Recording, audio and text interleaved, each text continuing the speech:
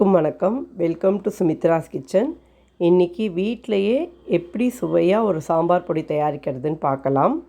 இதுக்கு நமக்கு 4 பொருள் தாங்க வேணும்.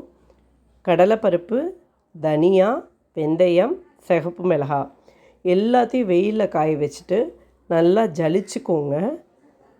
அப்புறமா இதில் வெந்தயம் இருக்குல்லங்க, அது ஒரு 3/4 கப் எடுத்துக்கோங்க.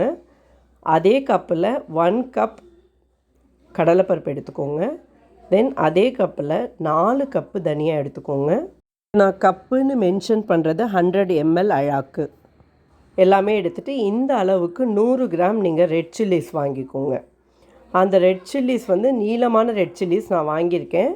அதுலேருந்து ஒரு கை எடுத்து வச்சுட்டு ஒரு கை அளவு குண்டு மிளகாய் போட்டுக்கோங்க. அதே மாதிரி அதுலேருந்து இன்னொரு கை எடுத்து வச்சுட்டு அந்த கைக்கு காஷ்மீரி சில்லிஸ் போட்டுக்கோங்க. சாம்பார் பொடி கொஞ்சம் நல்லா டேஸ்ட்டாக வருங்க.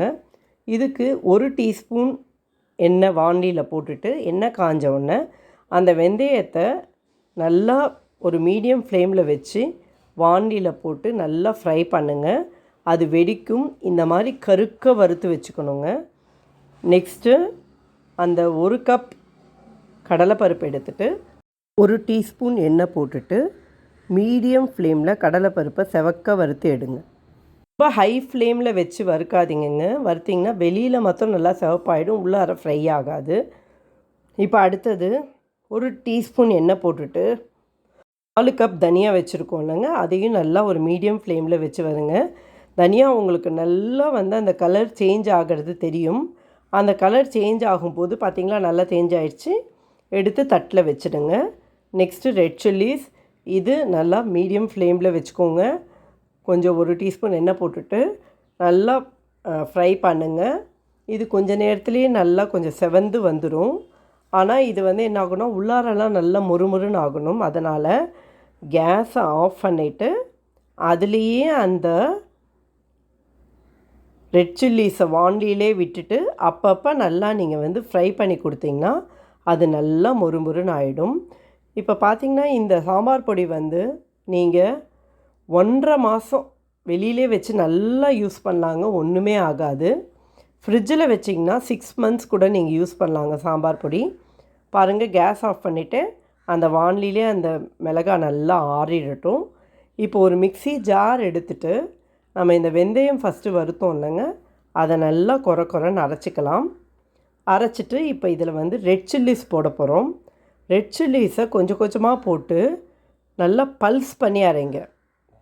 விட்டு விட்டு அரைக்கணுங்க. ரொம்ப அப்படியே ஃபுல்லாக ஸ்லோலையோ மீடியம்லேயோ அரைச்சிங்கன்னா அந்த மிளகாய் பாட்டுக்கு சுற்றின்னு இருக்கும், அது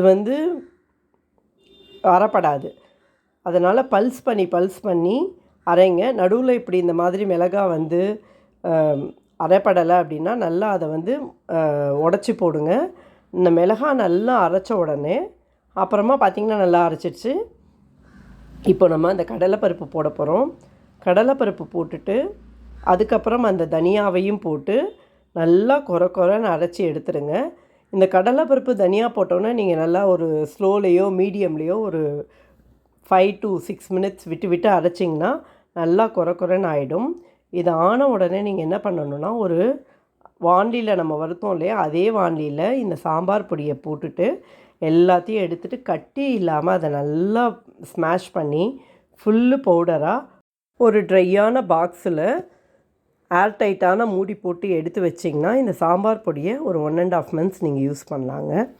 இது வத்த குழம்பு பொடியாகவும் யூஸ் பண்ணலாம். இதை சாம்பார் பொடியை யூஸ் பண்ணுற பட்சத்தில் புளி கரைச்சிட்டு அதில் கடுகு, சிகப்பு மிளகாய், பெருங்காயம், கருவேப்பிலை தாளித்து கொட்டிட்டு காய் போட்டுட்டு 200 ml பருப்பு வைக்கும்போது இந்த சாம்பார் பொடி 3 டீஸ்பூன் போட்டுட்டு ஒரு 5 மினிட்ஸ் மீடியம் ஃப்ளேமில் கொதிக்க வச்சுட்டு நல்லா பருப்பை ஸ்மாஷ் பண்ணி போட்டிங்கன்னா சுவையான சாம்பார் ரெடி. ட்ரை பண்ணுங்கள். Thank you all.